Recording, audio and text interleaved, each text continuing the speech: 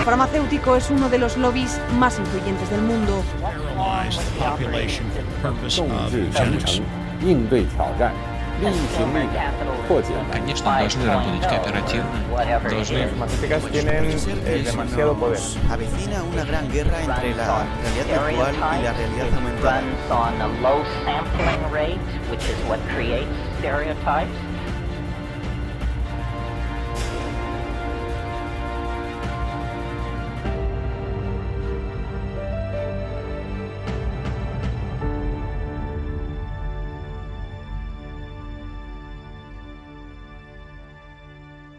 Muy bien, bienvenidos a esta nueva edición de Humo y Espejos.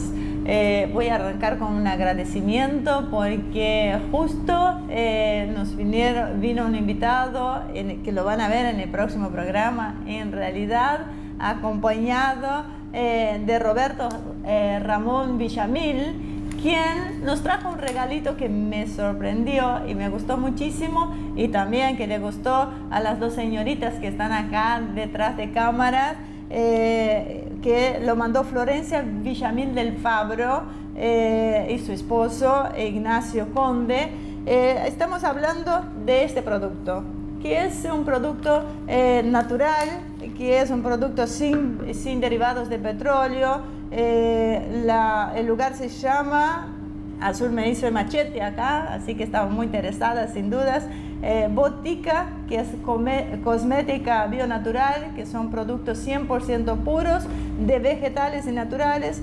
Ella me envió un kit con un jabón vegetal, un ungüento balsámico y labial, así que es de industria nacional, lo que es bastante importante, sin gluten, apto para bebés y embarazadas, hipoalergénicos y veganos. Así que vamos a probar, y desde luego agradezco el regalo y por habernos traído hasta acá. Y ahora sí, vamos al tema que nos toca hoy. Tenemos un invitado que ya ha estado con nosotros también, que tiene mucha trayectoria, así que no voy a hacerme muchas referencias sobre él, porque muchos de ustedes seguramente ya conocen. Estamos hablando del doctor Jorge Malena, que es director del posgrado de estudios sobre China en la era global en la UCA. Así que, doctor Malena, muchísimas gracias por acompañarnos. Un gusto, gracias por la invitación. Realmente es un placer siempre recibirlo. Las personas que nos acompañan también están muy interesadas y acompañan muy de cerca los sucesos del mundo, y China, bueno, es un actor indudablemente muy importante. Así que, ¿hasta qué punto considera que China constituye una amenaza económica y estratégica para Estados Unidos? Sí, principalmente son sectores conservadores del Partido Republicano de los Estados Unidos quienes tienen ese tipo de percepción.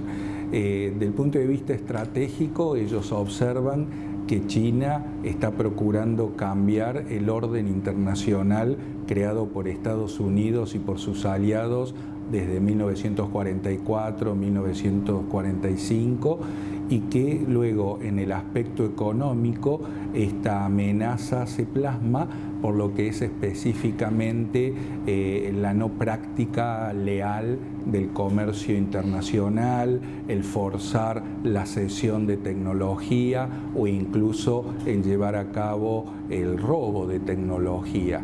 Sin embargo, mi percepción en lo personal es que del punto de vista estratégico, el hecho de que China esté promoviendo un ordenamiento más afín a sus intereses a través de, por ejemplo, su activa participación en los BRICS o lo que es la iniciativa de la nueva ruta de la seda, las cuales tanto los BRICS como la nueva ruta de la seda implican la creación de instituciones nuevas, como el nuevo Banco de Desarrollo, como lo que es también el Banco Asiático de Inversión en Infraestructura.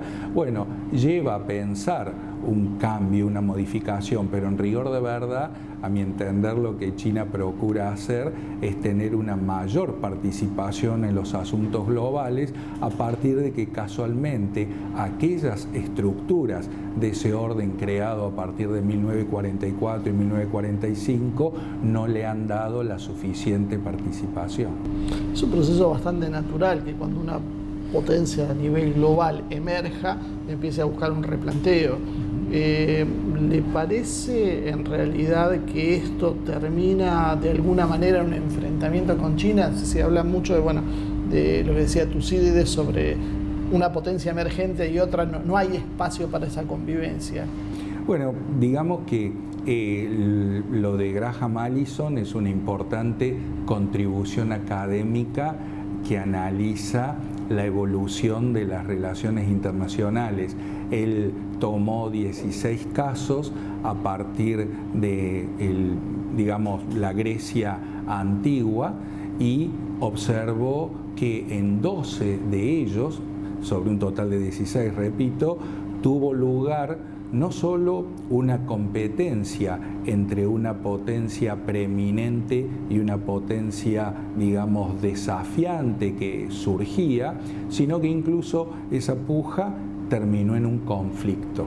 Por eso es que se habla de la trampa de Tucídides, en el sentido de que parecería inevitable que dos potencias en esta situación terminen enfrentándose. Mi observación es que existe una gran interdependencia en lo económico entre China y en los Estados Unidos, además de la voluntad de mantener la estabilidad internacional, por lo cual entonces sería muy difícil ver como muy probable un enfrentamiento entre ambos. Un enfrentamiento abierto, porque podemos hablar de un enfrentamiento por mercados, guerras económicas, guerras culturales.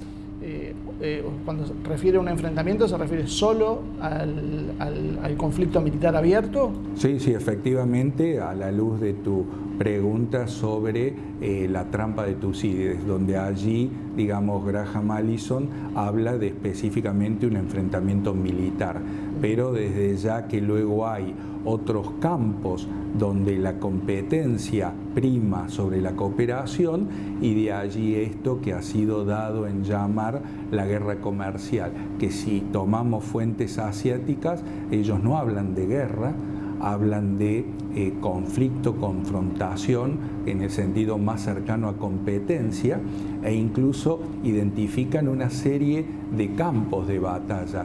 Ellos hablan de que además de lo comercial está lo tecnológico, está lo financiero, está lo monetario y lo geopolítico. ¿Y existe un consenso en Washington respecto a cómo lidiar con China? Bueno, digamos que especialmente desde la década de 1980, es decir, cuando comenzó la reforma y apertura económica en China, ha habido mucho debate sobre cómo lidiar con China. Previamente, en la era maoísta, había un consenso en el sentido de que a China había que contenerla, como se hacía con la Unión Soviética, pero ya luego de los 80s en adelante, tanto gobiernos republicanos como demócratas han ido observando distintas opciones. Ellos en primer momento hablaban de que era necesario ilustrar a China en el sentido de brindarle los valores occidentales que la hicieran modernizarse e incorporarse al mundo. Luego se habló de comprometer a China, es decir, esta China que cada vez era más parte del mundo, que asumiera compromisos en temas políticos, económicos, ambientales, incluso de desarme, y hoy en día estamos volviendo a la contención. Entonces, digamos que hay una frustración en el establishment de Washington con respecto a qué hicieron y qué pueden hacer sobre China, y creo que fue muy ilustrativo el trabajo de hace un poco más de un año atrás, donde se hablaba de entendimos mal a China, se hablaba de we got China wrong. en el sentido de que ellos consideraron, reitero, sectores conservadores en Estados Unidos, que a China se la iba a poder cambiar del punto de vista de su política interna e incluso de su política exterior. Y la realidad ha demostrado lo contrario. Históricamente, los analistas norteamericanos, por lo menos los más lúcidos, han establecido que la distancia que existía entre Estados Unidos y China, o Estados Unidos y Rusia, siempre tenía que ser menor que entre la de Rusia y la de China. ¿Qué pasó con esto? ¿Hubo un error? Hubo un error de apreciación considerable por el hecho de que, digamos, se tomaba a Rusia como una amenaza principal, y en rigor de verdad mucho depende de cuál es la iniciativa que tiene Occidente ante esas dos potencias. Es decir, si hay un enfoque de desconfianza, de hostilidad, ya sea tanto ante Rusia o ante China, bueno, estos países van a reaccionar. Entonces, digamos que ha habido una mayor dureza, a mi entender, con respecto de Rusia, mientras que con China una visión más contemplativa. De allí que tras 40 años de reforma y apertura económica, al verse que no hubo cambios sustanciales en materia política, surge esa frustración de algunos grupos en Occidente con respecto de China. ¿Y cuáles serían las diferencias esenciales de las visiones estratégicas de Donald Trump y Xi Jinping? A mi entender, ya que estamos hablando sobre el tema del orden internacional, es que por un lado Trump quiere mantener el orden estratégico internacional por el hecho de que Estados Unidos debe, según su punto de vista, mantener la preeminencia, mientras que lo que sí se debe modificar es el orden económico internacional, porque, según su visión, le ha permitido a China crecer sin habérsele exigido nada a cambio. Bueno, en el caso de China, según observo, sería totalmente al revés. Es decir, Xi Jinping busca mantener el orden económico internacional, porque en efecto lo ha favorecido, pero al mismo tiempo procura transformar el orden estratégico, porque ellos ven que esta preeminencia de los Estados Unidos ha generado en conflicto, en inestabilidad. Ellos dicen abiertamente que Washington practica políticas de poder, que es injusto, etcétera, etcétera. Hay pensadores rusos, sobre todo de las corrientes euroasianistas cercanos a Putin, que consideran que hay un patrón cultural en Occidente que es diferente al de Oriente, que la política de Occidente es agresiva, es de imponer sus costumbres. Usted un poco lo hablaba cuando decía que Estados Unidos buscaba modernizar a China con sus valores democráticos, y que eso es inherente a esta cultura anglosajona, que es la que termina generando los enfrentamientos. Y ellos ven y dicen que tanto lo que ha sido las civilizaciones eslavas, con Rusia a la cabeza, como la India o como la China, no han tenido nada más que escaramuzas entre ellos, y básicamente tienen un concepto diferente de dominio. ¿En China se comparte este pensamiento? Sí, desde ya ellos son conscientes de que el colonialismo y luego el imperialismo evidenció ese sentimiento de superioridad del mundo anglosajón en particular y de Occidente en general, mientras que en el caso chino, si bien por supuesto ellos mismos tienen su cosmovisión, y esta cosmovisión también pone el énfasis en, digamos, la relativa superioridad de la raza amarilla, por supuesto que ellos se reconocen que han sido víctimas de esta visión occidental, pero no nos detengamos ahí, porque reitero, ellos también en la propia China específicamente, para no hablar de Asia en general, tienen una herencia, un legado cultural en donde el emperador se reconocía como hijo del cielo y había un mandato celestial al mejor estilo Europa de los siglos XVI, XVII. Por supuesto que ha habido una evolución política contemporánea que no mantiene firme esa idea, pero en el inconsciente colectivo hay algunos restos de ello. Perdón, para no salir de este tema, hay algunos autores, creo que Gelfestein decía eso en ese libro. Estoy acostumbrada a las interrupciones. No voy a hacer chistes sobre sí. eso. Que plantea que en realidad el Partido Comunista Chino es un poco, ¿cómo voy a decir?, la continuación de las dinastías. Sí, digamos que a la luz del sistema político autocrático, en los hechos se podrían encontrar algunas analogías, más allá de que, por ejemplo, en la última parte de la era de Deng y luego con Jiang Zemin y con Hu Jintao se promovió un sistema político un poco más abierto, el desarrollo de una sociedad civil en China, lo cual aparentemente en los últimos 5 o 6 años ha vuelto a disminuir. Uno de los argumentos que suelen usar también es decir, China es un país ingobernable con las reglas de juego democráticas, liberales que tiene Occidente. O sea que es muy difícil lograr coordinarlo y que en realidad a China este sistema le ha dado resultado históricamente y no tiene por qué cambiarlo.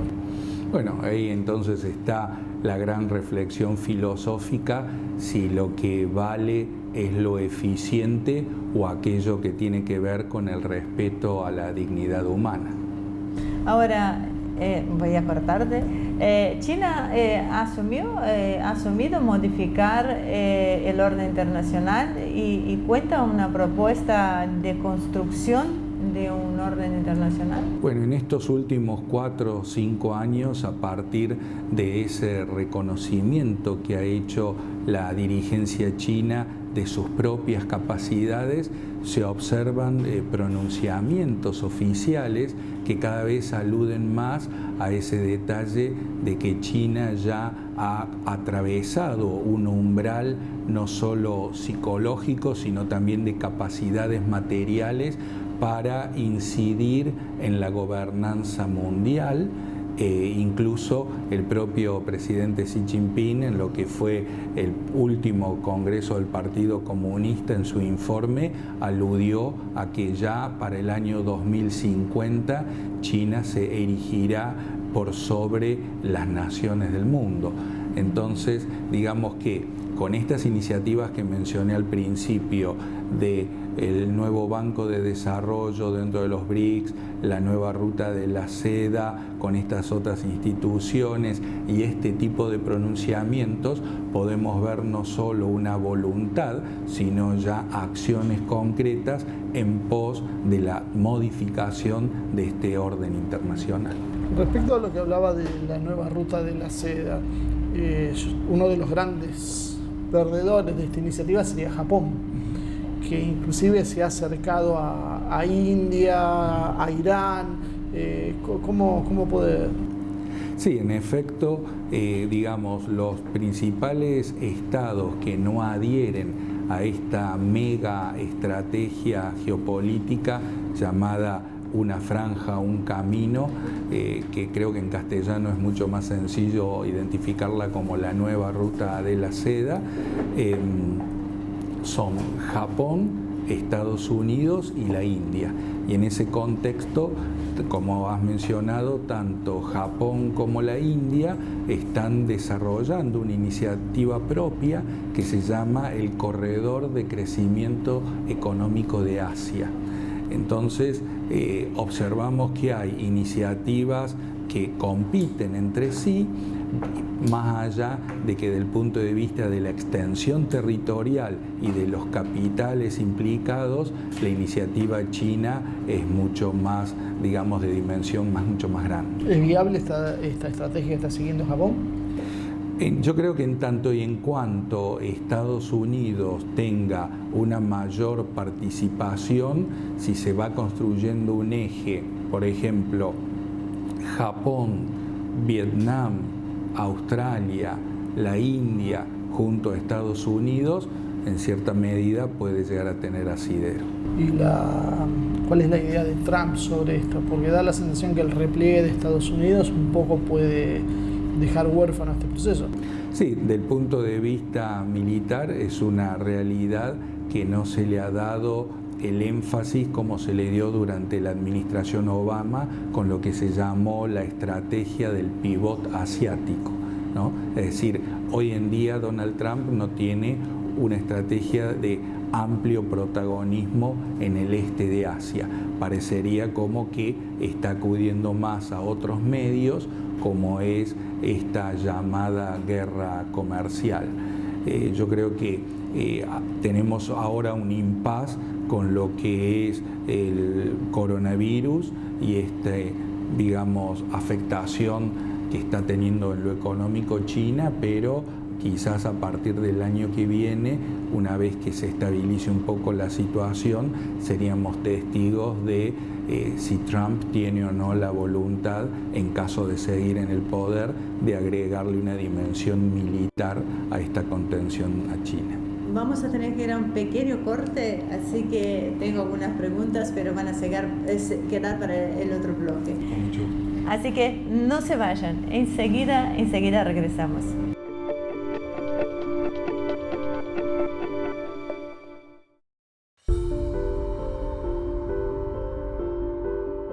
Muy bien, ya regresamos en este segundo y último bloque con el doctor Jorge Malena, con quien venimos analizando, bueno, no solo China, Estados Unidos, un poco lo que está sucediendo en el mundo.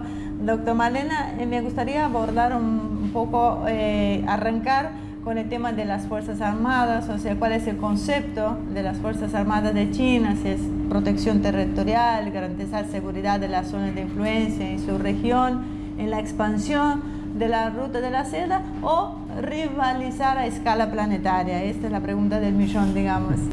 Bueno, por lo menos para que tenga fundamento la respuesta, si nos apoyamos en los distintos libros blancos de la defensa que emite la República Popular, que lo viene haciendo prácticamente de manera anual en los últimos 10, 15 años, observamos que la misión asignada a las Fuerzas Armadas es lo que ellos han dado en llamar la defensa avanzada con proyección regional de fuerzas. Esto incluso más cerca ya en el tiempo, hablamos del libro blanco del 2015, tuvo un nuevo corolario que guardó relación con la necesidad de proyectar poder marítimo. Es decir, ya no pensar simplemente en la región, que uno podría vincularlo con la cuestión continental, sino ya hablar no solo de lo más cercano como el Mar del Este, el Mar del Sur de la China, sino el Océano Pacífico, el Estrecho de Malaca, el Océano Índico. Sin ir más lejos, las autoridades chinas en estos últimos años incluso han hecho alusión de que la visión tradicional sobre la importancia del poder militar terrestre debe dejar de lado a una nueva visión que enfatiza el poder marítimo. Entonces, por ese motivo, más que hablar de una defensa continental, yo me permitiría hacer alusión a una proyección de fuerzas en la periferia con énfasis en la expansión marítima. Voy a hacer chivo para vos nomás. Va el tema del segundo libro que yo estoy promocionando de Marcelo. Soy yo la que me hago cargo de lo que hago. Porque habla un poco de esto, ¿no? de la geopolítica clásica a la geopolítica moderna, donde uno evalúa que puede observar que las fronteras ya no son tal cual como eran en el siglo pasado, o sea que hay un cambio en esto. Te la dejo picando, Ramírez.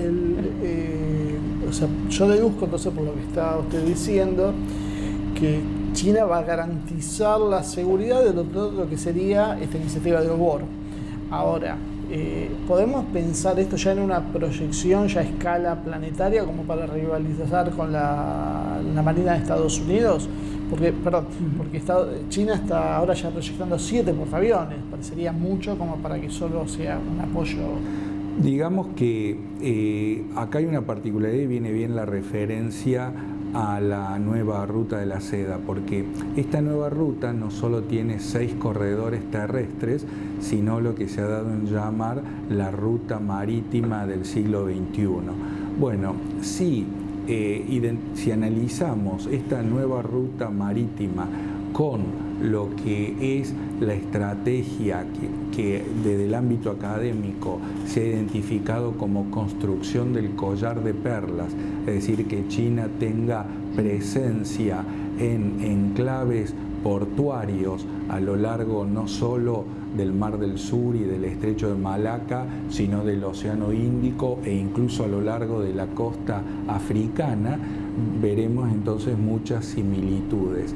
Pero no nos engañemos, esto en rigor de verdad se refleja no solo con la China actual, sino si nos transportamos en el tiempo de aquí para atrás hasta el siglo XVI-XVII, toda aquella potencia que ha ganado preeminencia en el sistema internacional ha buscado proteger las rutas de tránsito marítimo.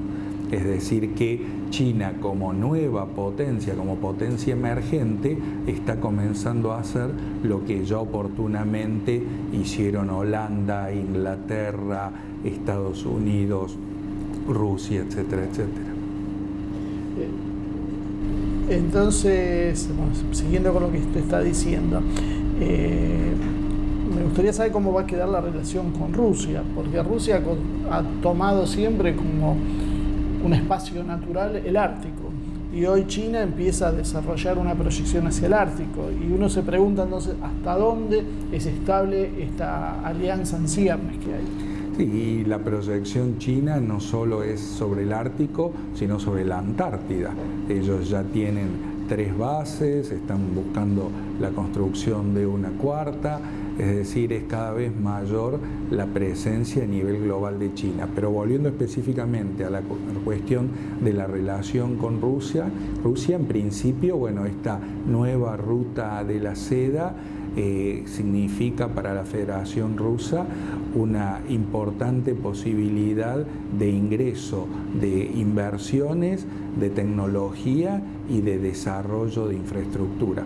Por supuesto que China también logra a cambio asegurarse el suministro de combustibles, sea gas, sea petróleo, incluso carbón, y por lo tanto entonces hay un mutuo beneficio. Por supuesto también que la gran pregunta, el interrogante para el mediano y largo plazo es hasta qué punto se va a mantener esta suerte de matrimonio por conveniencia entre Pekín y Moscú. ¿Y la presión demográfica sobre el lejano oriente ruso? También podría llegar a implicar una necesidad de China de promover el desarrollo de mano de obra china en estas áreas, pero creo que esto se está dando de una manera más sutil y armoniosa, por así decirlo, a partir de inversiones chinas que traen aparejado mano de obra china. Sí, no, me llamó la atención porque como hablaba de Rusia y el interés en Antártida que usted habló, que es la primera vez cuando Rusia convoca o habla sobre la Gran Guerra Patria, ahora como parte de la celebración del bicentenario de descubrimiento de la Antártida por los navegantes rusos y el 75 aniversario de la victoria de la Gran Guerra Patria, 2 famosos buques de entrenamiento y navegación rusos, los nombres me son un poco complicados, tienen previsto visitar a la República Argentina. O sea, indudablemente estos países tienen una visión para imponer una agenda mucho antes de lo que nosotros Y si quiere empezamos a mencionar los temas, porque el Tratado de la Antártida cuando... 48, ¿no? Digamos que la versión final es de la década del 60, pero las negociaciones comenzaron 10, 15 años antes. Claro, y ahora, y ahora lo que se percibe es que con el vencimiento no habría un acuerdo y se empieza a hablar de la posibilidad de una hipótesis de conflicto de las grandes potencias por esa parte. Sí, Rusia y Argentina tenemos, digamos, una larga tradición en la materia y comparativamente el más recién llegado es China, porque su presencia en la Antártida es recién de la década de 1980. Claro, Rusia no ha participado, no ha firmado el tratado, pero sí no ha desestimado los reclamos por el territorio. Rusia y China tampoco, ¿no es cierto? Digamos, China adhiere al tratado, pero no es reclamante de soberanía. Pero ha hecho una reserva de derechos. Digamos que no tiene mucho fundamento cualquier tipo de argumento en ese sentido por parte de China. Siempre y cuando no se apoyen en el poder económico y de las armas. Porque en general lo que estamos viendo en los últimos años, yo creo, es que el papel del derecho internacional empieza a ceder cada vez más en función de una política concreta basada en el poderío. Bueno, eso puede llegar a ser una muy buena evidencia de cuán claras y transparentes son los pronunciamientos, las definiciones chinas en materia de construir un nuevo orden internacional justo, pacífico, beneficioso para todos. A partir de las acciones, como puede ser la cuestión de China en la Antártida, lo podremos comprobar. Sí, quiero volver al tema más interno de China para hablar sobre qué papel juega Hong Kong y Taiwán en la afectación de la imagen de potencia benévola, ¿no?, que constituye China. O sea, ¿cuál es la situación en Xinjiang, en Tíbet? Si nos puede hacer una pequeña introducción. Sí, desde ya, la situación en Hong Kong, en Taiwán, en Xinjiang contribuyen en gran medida a afectar esta imagen de potencia benévola que procura construir China. Sin embargo, no tenemos que dejar de olvidar la particularidad de cada uno de estos procesos, porque en el caso de Hong Kong, lo que comenzó siendo manifestaciones en contra de una ley que podría implicar que reos, que delincuentes, que condenados fuesen repatriados, fuesen enviados a China continental, degeneró en manifestaciones que exigían la renuncia de la gobernadora, la propia escisión de la República Popular y, peor aún, estas manifestaciones dejaron de ser pacíficas para pasar a ser violentas, con tomas de edificios públicos, de servicios públicos, incluso también se incendiaron hospitales, lo cual implica una voluntad política de generar inestabilidad, quizás en pos de que China interviniese y esa intervención obviamente afectara esa imagen internacional de China. Afortunadamente China no entró en ese juego, se evitó esa situación, y en lo que hace a Taiwán, bueno, desde ya que hubo una repercusión en el proceso electoral taiwanés de la cuestión de Hong Kong, porque la ciudadanía, digamos, veía con preocupación esa eventual intervención china que nunca sucedió, pero aún así el electorado taiwanés decidió reelegir al gobierno, el cual se caracteriza por su postura claramente antidiálogo con Pekín. Este gobierno ya está asumido, es decir, ha sido reelecto, y es un panorama muy particular el que tenemos por delante, porque hasta qué punto China va a tolerar no solo un Hong Kong que se resiste al gobierno central, sino también un Taiwán que quizás profundice el camino en pos de una independencia. Y finalmente, la cuestión de Xinjiang, bueno, eso es mucho más complejo todavía, porque ya desde hace más de 20 años tenemos la participación de lo que se llama el Movimiento para la Liberación del Turquestán Oriental, que es un movimiento radical islamita que busca la secesión de Xinjiang. Si bien este grupo es minoritario, ha tenido un cierto eco en la población por el hecho de que la población, si bien del punto de vista económico se ha beneficiado de la reforma y la apertura, al mismo tiempo también resiente esta presencia, este protagonismo que tienen los chinos Han en Xinjiang, que son quienes tienen los principales resortes políticos y económicos de esta región autónoma. China estaba impulsando un proceso de migración de Han hacia Xinjiang.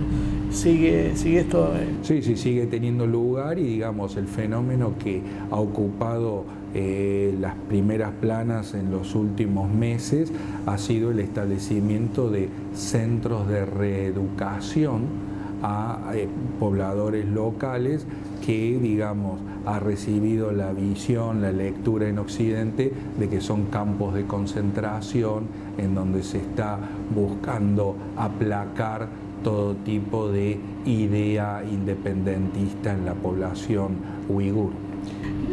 Déjame una cosita más para si ya tenemos esta pregunta. Con el tema de Hong Kong, se especula mucho con que en realidad detrás de la revuelta de Hong Kong estaría el Reino Unido, por los lazos históricos y por una cierta metodología. ¿Cuál es la relación que existe entre China y el Reino Unido? Porque se habla mucho de una cierta conexión entre las cities, pero por otro lado también a veces uno ve estas pulseadas. Sí, es un fenómeno muy particular porque hace 2 años atrás el presidente Xi llevó a cabo una visita de Estado al Reino Unido que implicó ser recibido no solo por el primer ministro, sino por la propia monarquía, y más allá de eso, el Reino Unido adhiere a la iniciativa de la nueva ruta de la seda y se está beneficiando de inversiones de comercio con China. Pero por otra parte, según digamos ha trascendido en la prensa, pero de manera formal el gobierno chino nunca lo ha presentado, digamos, al mundo, se hace alusión a una cierta injerencia de oficiales, funcionarios británicos en este proceso de inestabilidad en Hong Kong, que lo poco que trascendió tuvo que ver con que algunos líderes de este movimiento se reunieron con integrantes del consulado británico en Hong Kong, pero bueno, esto mucho más no se pudo saber ni comprobar si guardó una directa relación con el proceso de inestabilidad. ¿Sigue habiendo una cierta injerencia del Reino Unido dentro de Hong Kong? ¿Hay peso? Hay presencia económica y por sobre todo está, digamos, ese legado cultural que permitió que se enraizaran las ideas de la democracia parlamentaria, de las libertades individuales, y creo entonces que ese es el principal obstáculo para que haya hoy en día armonía y paz social en la isla.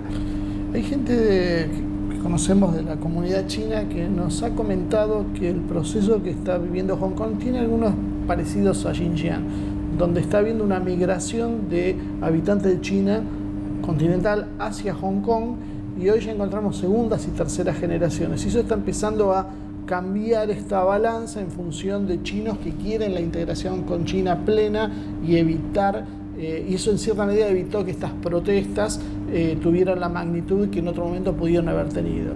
Sí, en efecto hay un número considerable de ciudadanos en Hong Kong, ya sea de origen continental como propiamente hongkoneses, que apuestan a favor de una relación mucho más estable y armoniosa con el gobierno central de China.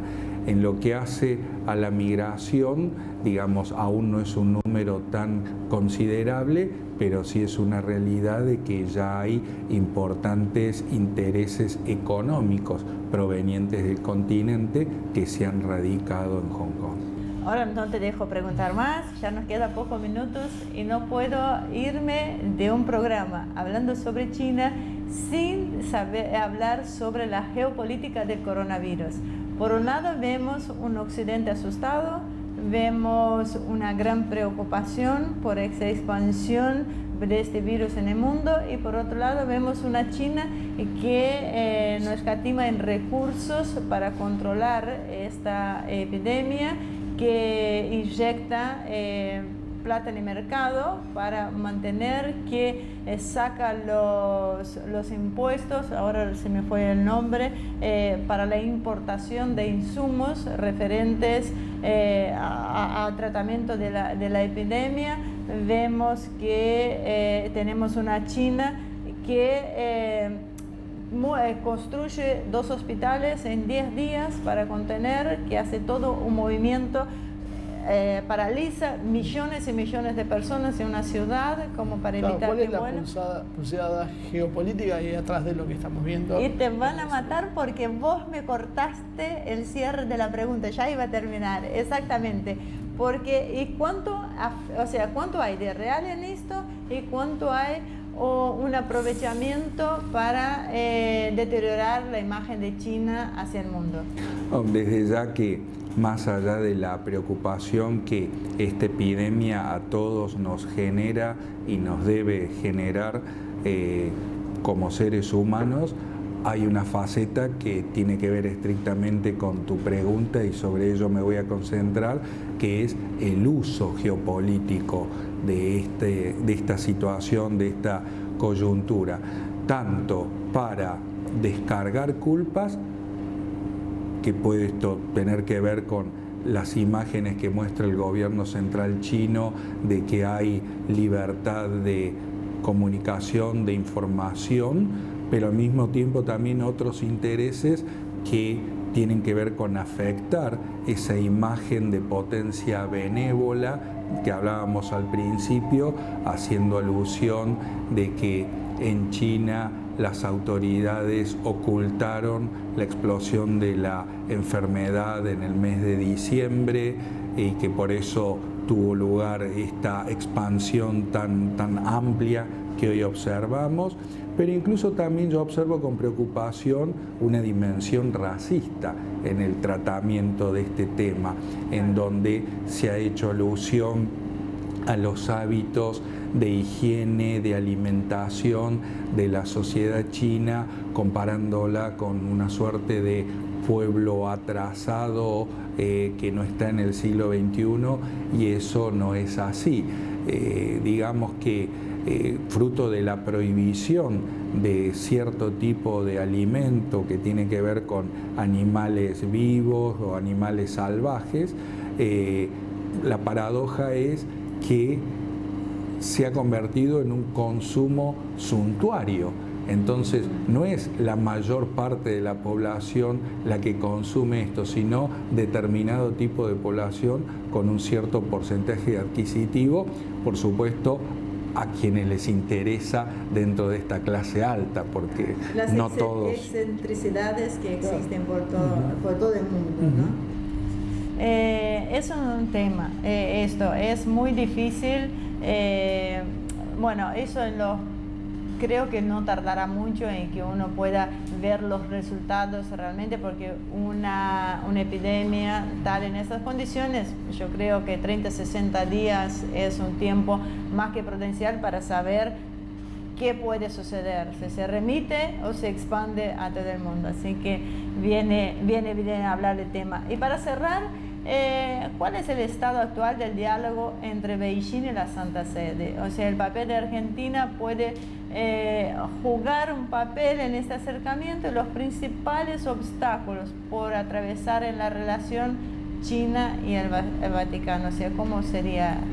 ¿Cómo lo ve? Sí, en particular, digamos, a partir de la llegada del cardenal Jorge Bergoglio a la Santa Sede y pasar a ser el sumo pontífice, ha tenido lugar una nueva etapa El propio gobierno central chino, a través de un comunicado oficial, saludó de manera muy optimista este hecho, pero a partir de allí, recordemos en el año 2014, en la visita del Papa a Corea del Sur, que cuando sobrevoló el territorio chino se le permitió hacerlo, él dio a conocer a través de un telegrama sus saludos al pueblo chino, y esto, digamos, promovió un fin a ese enfriamiento en la relación, que finalmente trajo aparejado que en septiembre del año 2018 ambos países llegaran a un acuerdo histórico,